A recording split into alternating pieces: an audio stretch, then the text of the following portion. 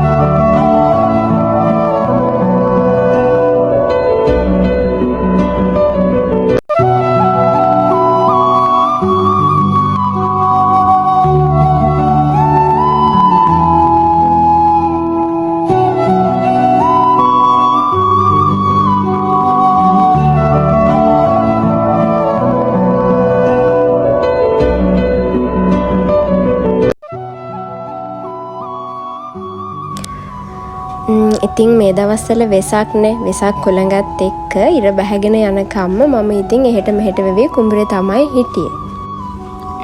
ඉතින් ගෙදර ආවට පස්සේ මට හිතුණා ගෙදර තියෙන දේවල් වලින් මොනවා හරි කෑමක් හදන්න ඕනේ කියලා. මම ෆ්‍රයිඩ් රයිස් එකක් තමයි හදන්නේ. මම ඔයාලට පෙන්නන්නම් රයිස් එක කොහොමද හැදුනේ කියලා.